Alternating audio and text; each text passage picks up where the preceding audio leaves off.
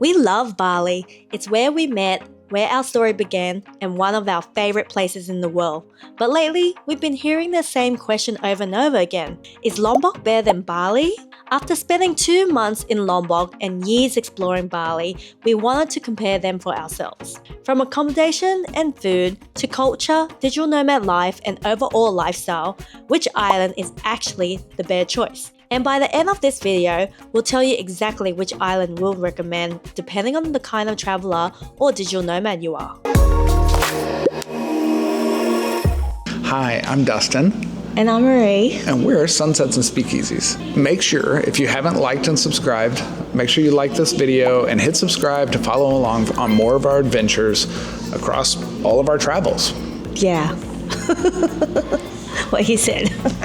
We're going to be seeing is Lombok the new Bali? Because a lot of people are saying it is. Oh yeah, and also is it worth going to Lombok or staying in Lombok for a while? Even if you're not a digital nomad, watch this because we're going to tell you guys about Lombok and Bali and the differences. Before we compare Lombok and Bali, we should probably explain why we're even having this conversation. Lombok has become one of our favorite places in Indonesia, and after spending more than 8 weeks here, we started to understand why so many travelers compare it to Bali. But despite looking similar on the surface, these islands offer very different experiences. So the first time we came to Lombok, it was during Ramadan. So that's when we realized that the people of Lombok are mostly Muslim, not like they are in Bali, which is Hindu background. It was really, really interesting to see the culture shift and how that affects just everyday people there. Now, don't get me wrong, the people are sweet and they're kind, but the women are covered and there's no bacon. Yeah, but then I also, as a girl as well, I felt like, am I showing too much? Is this okay to wear? Even on behind the bike and I'm wearing skirts, I'm showing a lot of leg. Do I cover more? I felt like that. Yeah. I can imagine being a female, that restricting feeling, or you want to be respectful wherever you're at. We are travelers. We are not living there, so we want to respect the local culture. So that's something to keep in mind. The people are friendly and kind and generous and all of that there. And when you go to Bali, the first thing you'll notice about Bali, and this is something I think that everybody says about it, is Bali, the people are happy all the time. Bahagia, really so happy. And a lot of that lends itself to how they're raised and their whole culture and their whole upbringing with respect to Hindu background, right? And the Hindu culture. And everything is karma based. There's a lot of karma, you give good because you get good and vice versa. So it's something that it infuses itself into every interaction you have in Bali. I think also the vibe and energy, you can actually feel it as soon as you land in Bali. It's really hard to express or show you guys these experiences even through video because it's something you have to actually experience. And it's talking to the people and it's just, everyone's just happy, and the people you meet, other digital nomads too, they're just happy as well. There's, we haven't come across with people that's not happy. I think people are just more open in Bali compared to people in Lombok. Yeah, I would say Lombok feels closed off a little bit. Bali, they have a little guard up. In Bali, you'll get invited to dinners with local people's houses. You'll get invited to go surf. You'll get invited to go down to the beach for a coconut. And life is good, and I don't know. It's an amazing thing. Like you said, it needs to be experienced, though. Yeah. It's not something that can be expressed through words. Yeah. So when you go to Bali, I want you to come back and comment on this video and let us know if you feel the same way. So just letting you guys know, Ramadan in Lombok is that it kind of shuts down a little bit, where there's not a lot of restaurants or things open. Yeah. Because what Ramadan is, it's a fast during daylight hours. So when the sun comes up in the morning to the sun goes down, the locals don't eat at all. And honestly, it felt a little, we still ate because we were I was hungry. cooking it. And you were cooking our breakfast, which was good. But then we would go out for dinner, and restaurants wouldn't even open sometimes until 7 o'clock at night when the sun went down. So that's something to keep in mind. And I think it changes the way you travel there too. Absolutely. Everything's just really quiet. But the best part is the stars. The stars all come out, and we drove in the darkness, turned off the bike, and we just looked at stars. Yeah, it was amazing. amazing, truly gorgeous. And also in Lombok, of course, since it's a Muslim country, you have the call to prayer regularly all throughout the day. Before we talk about accommodation, food, or internet speeds, this was the biggest difference we noticed between the two islands. Bali and Lombok may be neighbors, but they feel completely different once you arrive. The local culture, daily lifestyle, and overall atmosphere shape the experience far more than most travel guides ever talk about. And it's one of our favorite places on earth. We came here a little over 2 years ago, and we're going to be spending a month in this beautiful little resort in south of Lombok, and we are pumped. Can't wait. It's a beautiful day. It's a beautiful time. We wanted to include this because we genuinely love Lombok and think it's worth visiting. This isn't about proving one island is better than the other. It's about understanding what each island does well. Some of our favorite travel memories in Indonesia have come from Lombok, and that's why this comparison is so interesting. All right, first thing we're going to talk about is accessibility and transportation. Well, how to get there in the first place, Yeah, right? how to get there. So typically you're going to fly into Bali or maybe Jakarta, depending on where you're flying from, and then you can fly direct into their small international airport. Which is only a 45-minute flight. Yeah. Easy peasy. Easy peasy and straight from Bali. You can take the ferry. It's uncomfortable. It's very bumpy, let's just say, but also it's a 3.5 hours, and then you have to carry your suitcases from the boat to the shore or like to through the the pier. sea It's a mess. upstairs. I'd It's a rather mess. just get a flight there. It's so much quicker. Yeah, so much quicker and a lot less motion sickness going on there as well. So, and then once you get to the island, you got to get a car. And unfortunately, the taxi mafia, what they call it there, kind of rules the roost in Lombok. So there's not a lot of grabs. It's not easy to get transportation. Yeah. You can, but it's a little more costly than you would find in other areas of Southeast Asia. Yeah, so I recommend that you get your hotel to organize the transport. And in Bali, on the other hand, though, Grab's easy. Grab's easy. It's Grab's everywhere. And when we say Grab is basically the Uber of Southeast Asia. So like you download the app and you're good to go. Yeah, don't they also have Gojek too? Yeah, Gojek as well. I used Gojek when I first came to Bali, but honestly, they're both the same. They do the same thing. And they're about the same price too. Getting to Lombok isn't difficult, but it does require a little more planning than Bali. Most international travelers will pass through Bali first before continuing on. If you're short on time or prone to motion sickness, the short flight is easily the option we'll recommend. Finding accommodation in Lombok was a little bit challenging. We were trying to find places that was within the budget, or is it villas, is it hostels, or things like that. Most countries you go to, you just get a hotel. But Indonesia, no. No, it's mostly villas. Last time we were in Lombok, the very first time, we did have our own private villa, and it was really nice. But this second round we were in Lombok, and we ended up staying in a shared villa. And the shared villa was amazing. Also, it was also called Amazing Lombok Resort. We weren't staying in the actual Kuta area in Lombok, but we actually stayed about 45 minutes bike ride. Yep. So beautiful out there. It's quiet, you don't hear any construction, and it's a magical experience. The beautiful sunsets too. But the accommodation there's not too many to choose from, but there are still really good ones and great prices too. Yeah. And all around you'll see that there's construction happening. So by the time this video comes out, there's probably going to be a lot more villas available. So Bali's accommodation is all the things you actually see on Google, right? It's all the pretty ones. It's amazing. Instagrammable. There's just so many of them for you to choose. And I will say they run the gamut. It could look really pretty in pictures, and then you get there and it could be a little sketch. We've had that before. Yeah. I think they took photos when they first built it and opened it, and then they still kept the same pictures. Yeah, exactly. I think that happens a lot. Yeah. Pro tip, make sure you look at recent reviews and their recent pictures and read into them a little bit just to see wherever you decide to stay. Also, we look into the photos of the bathroom. That's really important for us, especially in Bali, because they tend sometimes to have the shower and the toilet without any walls or coverings. And sometimes there's mold issues. Yes, and also read about the shower pressure too, and if they have hot water, because I have been places that has no hot water and it was really bad. Yeah. The accommodation in Bali is endless. Like if you stay long term, it's better to contact them directly and it'll be much cheaper. Yeah, and to contact them directly, you're going to need to use WhatsApp, which for most Americans is like, wait, this is sketchy. No, it's not. The rest of the world uses WhatsApp. Yeah. And I will say, what's your favorite type of place to stay in Bali? It depends on the traveler.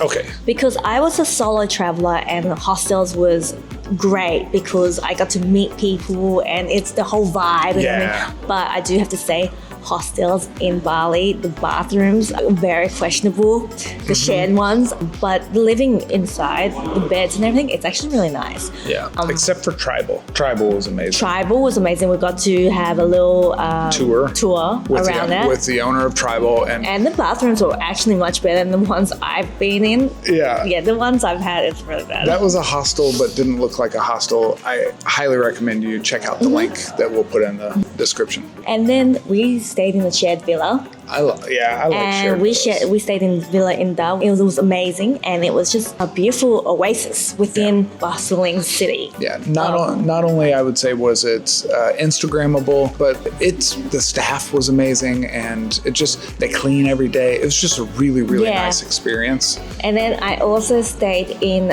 a private villa, and it was one of the most Instagrammable ones where it's just the most dreamy ones. It was really beautiful. I have to admit, it was a dream, but it's so I think it just kind of isolated and in bubble where you kind of okay, well, I'm just going to stay in this resort. We're not going to go anywhere, you know? Kind of out there a little bit. Yeah, you know. So wherever you stay, you kind of want to make sure, it depends on what kind of stay you want to have. If you want to be out a little bit and it takes you 15, 20 minutes to get to where the action is, and depends on what kind of action you want, whether you're surfing or going to clubs or whatever it is, or if you just want that chill beach vibes or whatever it is, right? It's tropical vacation. So there's a ton of accommodation options. One thing Indonesia does exceptionally well is accommodation. Whether you're looking for a budget hostel, a private villa, or a resort-style stay, both islands offer incredible value compared to many other countries. The biggest difference isn't the quality, it's the variety and how developed the surrounding areas feel. All right, so a big part of our traveling, since we're slow travelers, we try to maximize our visa at every place. We want to make sure that wherever we're going, we can do our work. And our work is, you would think we're making a lot of money off YouTube.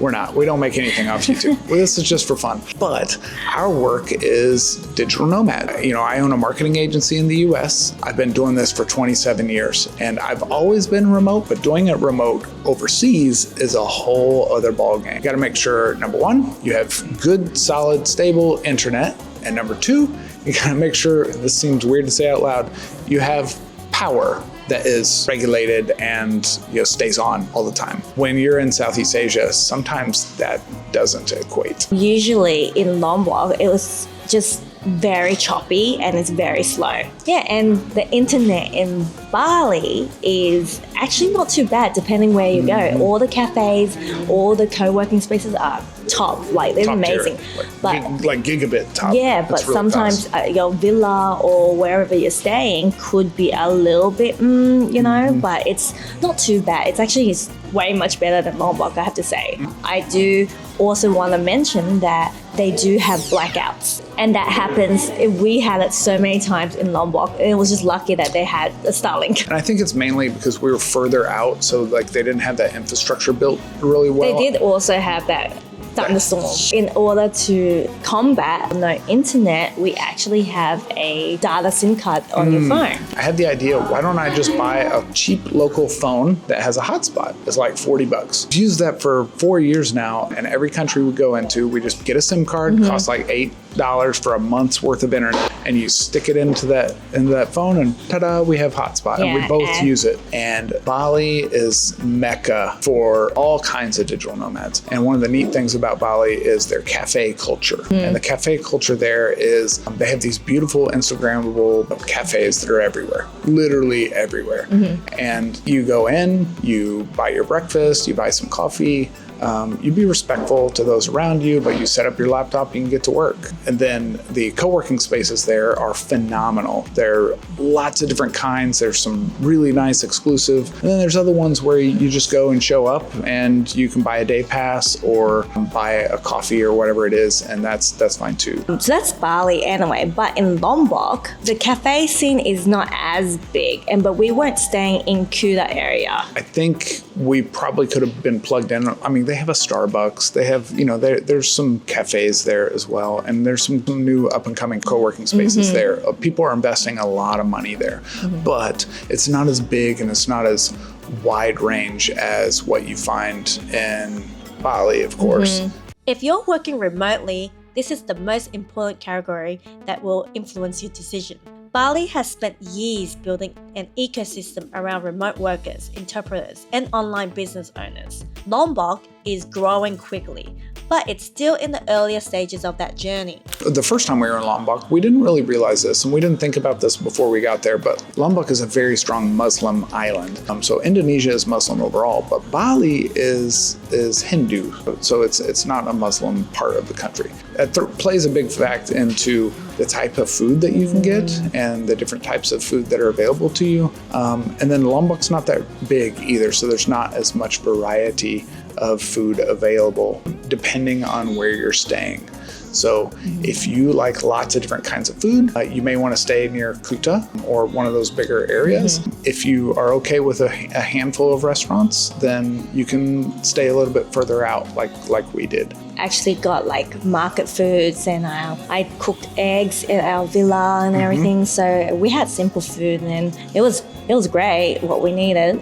But I do miss bacon. You do miss bacon. I love bacon. I'm sorry, guys. I just do. I would love Bali. So Lombok was a little more challenging with food. If you want what you want, then maybe Lombok's not for you. Bali, on the other hand, is, oh my gosh, there's so many food to choose from. There's so many beautiful restaurants, beautiful cafes. I like to look into like the new upcoming ones, Instagram, check them out. There's just so many options. Like if you don't like this type of food, there's going to be like 10 other ones that you can choose from. Or 100. And like you can dress up as well. So there's like kind of like fine dining and it didn't break the bank. Yeah, it doesn't break the bank. And I feel like it's a little more of like a foodie scene. So like if you love food and if you love food experiences, Bali's a great place for that. Yeah. And you know what's interesting? Like Bali is very aesthetic, pleasing to the eye when it comes to interior and things like that, even how they present their food. But when you go to those places in America or in Australia, on the other hand, some of the food's just, it looks pretty, but it's just the food quality was not great. But in Bali, they just nailed the taste as well. Yeah, we've been to Michelin star restaurants all over the world, and Bali takes the cake, I think, every single time. Not to mention the staff are always extremely on top of their game as well. Also, just letting you guys know, in Bali, you can get Grab, which is like Uber Eats. It costs like $4 or $5 for food plus delivery. Yeah, and I would say even less than that for some things. It's just awesome. Lombok, there's no Grab food available at all. So like every meal, you need to be thinking about that. So that's an important thing to know as well. I do have to say, both Lombok and Bali, the fruit's amazing. And every time we have breakfast, it comes with a small plate of fruit. And it's just, we always love that little touch, and like health-wise as well. Also, on another hand, is obviously we love speakeasies, and Bali has a few speakeasies, and one of them is actually our favorite, one of our top ones. It's because that is where our first date was. And it changed pretty much everything we think about, because that's where the connection happened and everything. That's where everything started. And speakeasies are a fun way to experience cocktails, good cocktails. And Bali has a lot of great they're happy hours, and they're not like, cosmopolitans or... These are very creative. Like creative, unique, crafted gourmet cocktails for like the price of like $7. And these are mixologists that come from all over the world, or they're Indonesians that were trained all over the world. Very, very creative and a lot of fun. So make sure if you go to Bali, make sure you experience 2 or 3 of these cocktail places because it's totally worth it. Food was one of the categories where we noticed the biggest difference. Bali has become an international destination, and that shows in the variety of restaurants, cafes, and dining experiences available. Lombok still has great food, but you'll find yourself with fewer options and a stronger focus on local flavors. Okay, one of the best things I think is also unique is beach clubs. Oh yeah, Bali's beach clubs is on like another level. I would say Bali leads the way in beach clubs all throughout the world, even Europe.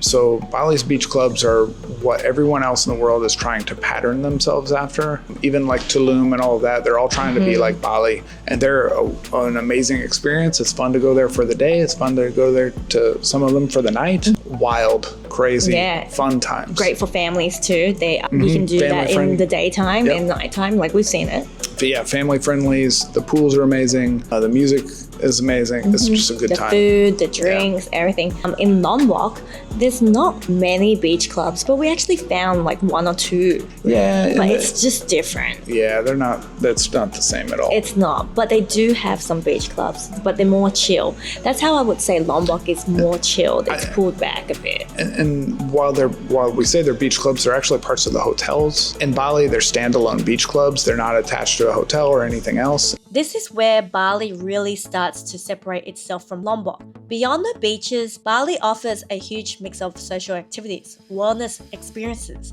beach clubs, and nightlife. Whether that's a positive or negative, that depends entirely on the type of trip you're looking for. Letting you guys know as well, Lombok is great for surfing. Like if you're a surfer, it's definitely the place you want to be.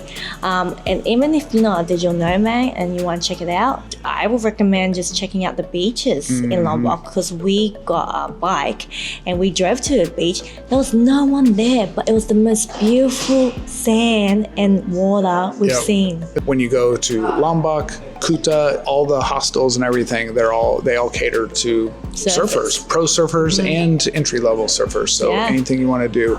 Bali is much the same. So a lot of it ties to surf culture. So pretty much what's our verdict? Yeah, what is our verdict? As a holiday goer, I did like the Gili Islands. I'm still yet to check out more of it. But if we were staying more in the Lombok area, I would not stay more than a week. You wouldn't stay more than a week. Okay. So if we were to do it all over again, we would probably not have stayed longer as long. in Lombok. Yeah.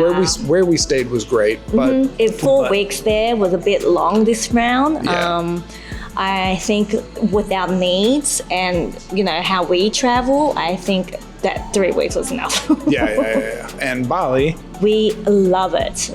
I still recommend it. I would say stay as long as you can in Bali, because there's so many things to do, guys. We've been there so many times, and there's still more, and there's still construction to build more. Yeah, and that's just the new areas. And when you go explore away from the cities and away from the crazy Canggu life and all of that, Bali has so much to offer. People are saying that it's overdone and all that, and it's not. You just need to go out and you need to go experience it for what it is, and not just for the popular Instagram spots. Yeah, well, one of the cool things about Bali, and we've heard this from many friends, is that Bali has livability into it like a big city without having a big city. Still that chill vibe. You have this small, chill hometown vibe, but then everything you need. But then pretty much everything you need. Yeah. Now the infrastructure's not the best, and it is an island culture, so it's a different type of life. It's not like you're